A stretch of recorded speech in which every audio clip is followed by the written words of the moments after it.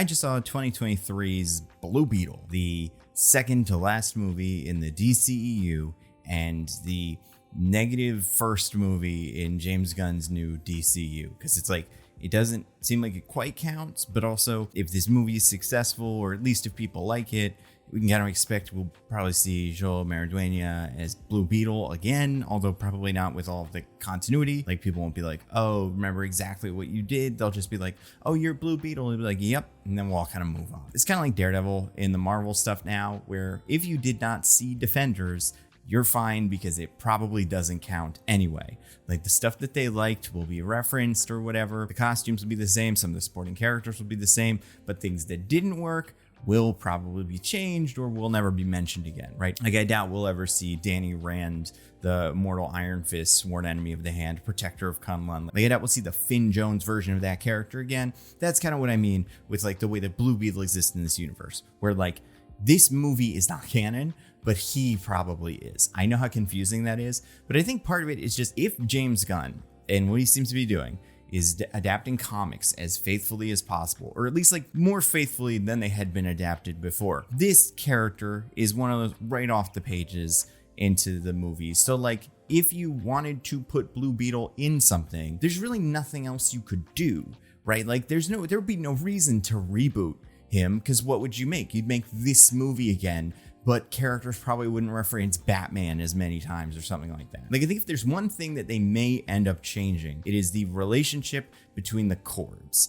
I don't know if they want to do Jenny Cord, Ted Cord's younger daughter, obviously younger than him, but like Ted Cord's daughter, who's Jaime's age or something around there. I don't know if they're going to want to do her in the future, specifically because we know that they're doing Booster Gold. He's getting his own show. Him and Blue Beetle are very good friends. It would make sense that Blue Beetle and Booster Gold want to be about the same age. So if they want a younger Booster Gold, it wouldn't make sense to have this older Blue Beetle. Like, I'm not saying you couldn't do it. I'm just saying that's the part of this universe that doesn't feel like it can quite fit. Also, there's references to Blue Beetle to Ted Cord. Like, characters know who he was. Like, they remember him. So if we're doing this thing in this new movie universe where like superheroes have not been an established thing for a while, and they probably have to some extent, but if they haven't, then that line of dialogue probably doesn't count. But beyond that, this really is as close to a standalone movie as you get these days. And honestly, all that stuff, like, it's forgettable. Like, those little lines, none of them. It's not like at a certain point, Wonder Woman Gal Gadot shows up and is like, hey, it's me, Wonder Woman. Let me introduce you to all my friends. Like, there's none of that. It's very much its own thing. So what did I think of this movie? If you've seen the trailer, it's that. And I mean that in the best possible way. Like, this movie is not trying to break the mold, like, visually, kind of like Spider-Verse did, and it's not trying to break the mold, like, in terms of being so crazy like Guardians did, right? Those are the two high bars for this year's Guardians 3 and Spider-Verse. And, like, you look at Guardians of the Galaxy, and it's like, that is such a complex, like, book with all these weird characters and alien races and concepts and stuff. This is very simple. Blue Beetle is, what if Spider-Man had Green Lantern powers via Venom? Right? Like, he had an alien symbiote that he wasn't supposed to have that yelled at him, and then eventually they became friends, and he could basically do what the Green Lantern can do with the bug theme, but also he was the age of Spider-Man. Like, people have said Blue Beetle's kind of one of DC's answers to Spider-Man. The same way that, like, you're kind of Robin sometimes is DC answer to Spider-Man, or that character Sideways, I think was his name, is one of DC's answers to Spider-Man. Like, Blue Beetle, I would say, is maybe as successful as they've ever come to, like, a character who feels like Spider-Man, in that he feels young. He has the same, the vibe of his stories is similar, where it's not incredibly dark. There's darkness there, but he does have fun. He does kind of feel like a child, and child is in, adjusted terms, because in this movie, he has just graduated from college, but still young compared to like Batman. Where was I going with this? Oh, right. So it's not like Guardians where it's super complicated. And in that sense, I think it's very accessible, which is one of the good things about this movie. Is like, you can watch this movie not knowing any of these guys, not knowing any of the things from this universe, just be like, I want to watch a fun little action superhero movie and have a good time. On the other side of things, right, it's not Spider-Verse. It's not breaking the mold, doing everything completely new. And that's fine. Not every movie needs to do that. Obviously, the two things that do kind of set this movie apart is A, it's pretty good. So compared to some other recent movies and, series and stuff like that, it's very competent. So like, that alone is reason enough for it to exist. And then second, obviously, there's the cultural aspect of Jaime's character. right? This is one of the first high profile Hispanic, like Latin American superheroes. Definitely not like the first ever on screen. It's actually interesting because this year we had quite a few. We had Miles Morales, obviously, as the lead in Spider-Verse. You also get Miguel O'Hara, although he's kind of a villain. And then, obviously, she's not like from, Latin America in the movies, but Zoe Saldana is like the second lead in Guardians of the Galaxy Volume 3. So I don't know. I just think it's interesting. Those are things that came up this year. But overall, that is something that makes this movie very unique. I was curious going in how much they would focus on that, right? Would it be kind of, set dressing? And, you would notice things in the background and characters would say things, or would they really like dive in on certain themes related to, immigration or things? And I know it's like, does it need to do that? Absolutely not. However, I will say it did more than I expected. This movie was surprisingly deep in that respect, and I think it was cool. There's a scene that most people will recognize as it is happening that is very evocative of imagery, like that you're supposed to recognize. I don't want to spoil it because it's like a later game thing. And then you have the backstory of these characters, Jaime's father, Jaime's mother, his grandmother. There's just a lot going on with these characters. So it doesn't feel like this is something where, he is technically the first big Hispanic American superhero with a movie, but like, if you watch the movie not knowing that, you could be done with the movie and go, oh yeah, that's right, I didn't realize that. That's cool. This is 100% like his whole deal. And by whole deal, I don't mean like the entirety of his character, but like the movie goes all in on that and I respect it. Overall, I think this movie is good. Besides those two things, the fact that it is good and the cultural elements of it, I don't think there's too much that separates it from other movies like this that exist. It is about the same balance of like action and comedy. It feels a lot like a Spider-Man movie. It feels a lot like a Andrew Garfield Spider-Man movie. It has that same kind of like, he's a dorky kid who can't do anything right. And obviously it's not exactly that, but it's got that same vibe where there's like a very pretty girl and he's kind of acting like a loser around her by accident. And it's very silly, gets very serious. Villain has a superpower that's a lot like his. Like, it's just a lot of things you'll recognize from other movies. Not to say that it stole them, but just like this plays with a lot of the conventions you're probably familiar with if you've watched a lot of these, right? Like the villain, Victoria Cord, played by Susan Sarandon, is a business villain. Very similar to Corey Stoll, Darren Cross in Ant-Man 1. I would say maybe a little bit better, although maybe a little bit worse. I do think her character was a little weird. I will say, like, okay, not to spoil it. And this doesn't spoil it. We don't get a full like account of everything she's ever done and stuff like that. So I want to say I know exactly what her character's doing. Like, I do feel like by the end of the movie, you get a sense for what she's been up to and stuff. They gave this character the most Hillary Clinton haircut I've ever seen.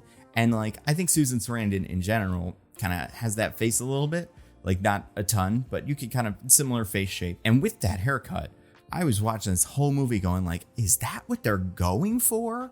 Like, was this a deliberate choice to make this character a Hillary Clinton type? And if so, what does that even mean? And I'm going to go with, by the end of this movie, not really. There's a little bit of like American imperialism and stuff that, you could definitely associate with Hillary Clinton, I guess. But it's just an interesting, like, I don't know. It's one of those haircuts that's just like, you see a person with that haircut, you're like, that is the Hillary Clinton haircut. And so when you have a main character in a movie who is supposed to be this in power government adjacent figure, it's hard to not make that connection. But beyond that, like, she does and says all the things these other villains always do and say, that power isn't for you, that power is for me. There's one line that's in most of the trailers that's like a very, very, very light spoiler where the villain says, your connection to your family makes you weak. And I'm like, that's a lot like in Dark Phoenix when the villain is like, your love of your friends makes you weak. And like, so I'm just saying, we've seen some of these bits before. It does feel very Spider-Man.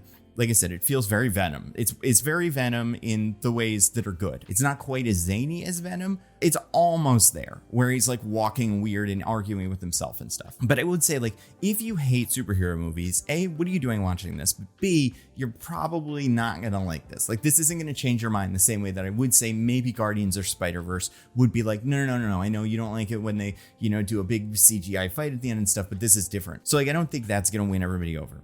If you generally like superhero movies, this is a good one. Like I said, probably not the best of the year because Spider-Verse and Guardians are so solid, but definitely the best DC one of the year. So far, Aquaman 2 hasn't come out yet, if it ever will. Speaking of DC Warner Brothers, this is a company that is currently being struck against by the actors and writers, and it sucks. First of all, it sucks in general. Like, the whole situation sucks that the actors and writers have to strike, and a lot of the negotiating that we've seen through like Variety articles and stuff like that, it seems very shady. Like, it seems like the studios are trying to mess around with stuff in a way that is screwy. I don't want to get super specific, but B, this does kind of suck for like Joel Maridueña, who is very good in this, and like, this is a big movie star role. He should be able to have a red carpet. He should be able to go on, Seth Meyers and make jokes and get excited and pretend he's read these comics his whole life. Although maybe he has. I don't know too much about him. I love it when celebrities do that though. But also, I love celebrities. If you're watching this, just don't know anything about the movies. Nothing has ever endeared me more to one of these people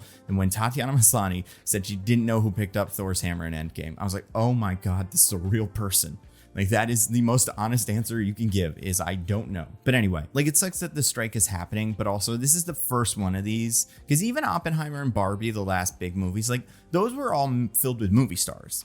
Cillian Murphy has done a million red carpets. I'm sure he would have loved to have done this one and take credit for this one and like be part of the moment that was Oppenheimer. Same for Margot and Barbie, obviously, although looks like she's doing pretty well. I'm very excited for the amount of money she's gonna make from that movie. Good for her. But it does feel like Joel Maridueña, a lot of the other like new blood in this, because really this movie is Joel Maridueña, I'd say, is the lead. The second lead is kind of George Lopez, only because he gets the most to do, and he's kind of part of every little expedition. There's a couple of like little side journeys where you're like, hey, who's doing a lot of stuff here? There's bits where like Blue Beetle and Jenny Cord and George Lopez, whose name I cannot remember, but like that character all go do things. And then there's bits of the family where Jaime and Jenny are not there, but George Lopez is. I don't know. I'm willing to bet he has like the third most screen time. And then like Susan Sarandon is the only other big star in this movie that is like, I'd say, a person that you could expect a random person on the street would know the name of. And by random person on the street, just anybody. So a lot of the people in this movie, it does feel like this is their first big movie. So like Bruna Marquezine, who plays Jenny Cord, is in some things, like, but this is her first big Hollywood movie. And like, she deserves to be able to go on the red carpet and enjoy that. Obviously, Jolo has been in a couple of things. He's probably mostly known for his role in Cobra Kai, where he is also very good. But I don't know. It's just like, there's a lot of things about the strike that stink. People not being able to pay their rent. Obviously, very important. And the way the studios are manipulating this process and stuff, it sucks. This part also sucks. And I feel for him because they did a good job. Jolo is good. And I do believe, having seen this movie, he will show up in other things. Like, this character will be in, God, I guess Booster Gold, right? That's the next place where you put him. You could have him pop up in Lanterns. He's a space guy. They're space guys. It's like different space guy stuff, but it's similar enough. But yeah, overall, this movie's fun. I would say one of the things that, like, it's got a really strong emotional core. That part's great. The action is good. There are a couple bits that are a little bit like, Colossus fights Juggernaut, big CGI fight. But when it's not that, it's very good. There's a couple of wonders that are pretty solid and fun because it's not just, stuntmen doing cool martial arts to each other. Not that I don't hate that, but it does get creative with like, well, he's Blue Beetle, so he's going to turn this arm into a big sledgehammer. I saw an interview with Sholo where he was talking about how Blue Beetle had taken some movements from the Injustice game, like some of the combos that Blue Beetle does there. And I could see it because like there was some pretty creative stuff in there. I'm sure people know what I'm talking about. If you've seen the movie and if you've seen the trailers, you probably also kind of know what I'm talking about. I do think there was a little bit too much of the movie in the trailers, but what are you going to do? You got to sell it. You know what? I thought George Lopez was good. He was funny. I like George Lopez. I grew up on the George Lopez show and like watching him do stand up and stuff like that.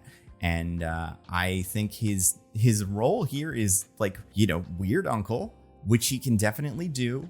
And I don't know, he's got a lot of like the weird little funny moments that, a lesser actor, someone that's not quite working in that role wouldn't be as fun, but he's fun. The rest of the family's good. Don't want to spoil some of the moments, but like there's some fun moments that I think maybe they hang on a little too much, but also if I hadn't seen them in the trailer, I'd probably enjoy them about as much as the people in the theater. I do think that like the Ted Kord stuff, Ted Kord Blue Beetle 2 is great. And like we don't see him in the movie, but like we go to his lair and look at his stuff and go, oh, this is Blue Beetle. And then they pick up a weird like gun that he invented. And he's that in terms of characters explain him to each other. It's like, oh yeah, he's kind of like Batman, but like yeah, not really as good. And that's fun. I think it's good. I like his aesthetic. I like this like kind of silly bright lights, like almost 80s 90s thing. I'm not quite sure the decade this character was active in, but I would say 90s is probably what they're going for, just based on how old Jenny is and how old it seems like Ted is. The villain's fine, you know, like Susan Sarandon is fine. The other character, Carapax, who is called OMAC. Carapax, the villain, is like the OMAC program. They've done this a couple times, you know, like the whole, he's an OMAC, and like, yeah, a lot of characters are named OMAC, and like that's been a word that's been associated with a couple of different characters or character types in DC Comics. So like, if you're a humongous OMAC fan, you're probably going to be a little bummed, but I think most people will be pretty fine with it. And also, they could do other OMAC stuff in the future, like Kevin Coe's still on the table, all those characters, like that all fits. I think that this version of Blue Beetle looks really good. Like, I like the design. I like how physical it felt, how tactile it felt. It's clear that they were using a real suit. I think most of the effects look pretty good, like I said, and I think the way that they visualized his powers, it did look kind of creative in terms of like, it looked like what Green Lantern should look like when he was like doing an energy construct or whatever. I do wish that like the last fight, because it's how these always go, is at night, and it just doesn't look as good at night. And it's a shame, because some of the scenes where you really do get to like all of the real big Blue Beetle action scenes are at night, and that's kind of a bummer. What else to say about this movie? Music was good.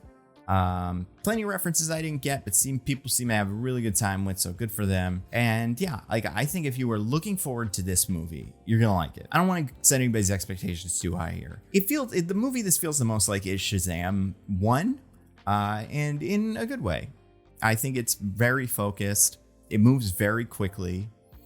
Way too many people on their phone during this movie, and so much so that like you knew the people in the theater that when an action scene would end and then a serious talking scene would start, we're about to take out their phones and check their emails or Instagram or Marvel Snap or whatever. And that's got to stop. We got to do something about that because it's bad. I may make a whole video about it that's just its own thing because like it's a problem.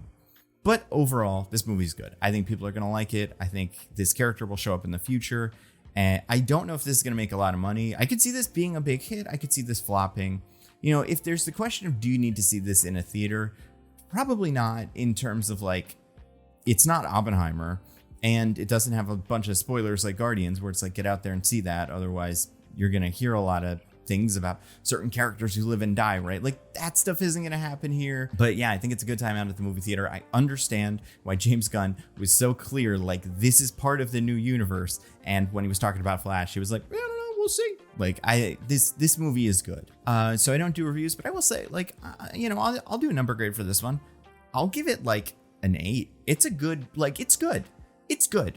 If we didn't have lots and lots of movies like this, right? Like if there were not 3 different versions of Spider-Man in live action, this would be like, I would say a humongous, like big, cool hit, new thing. Everyone would love it. But I do think that if there are people who have felt superhero fatigue or just people who don't like superheroes in general, this isn't going to win them over. So yeah, Blue Beetle, good. So yeah, that's all I got. Stay safe and I'll see you next time. Bye.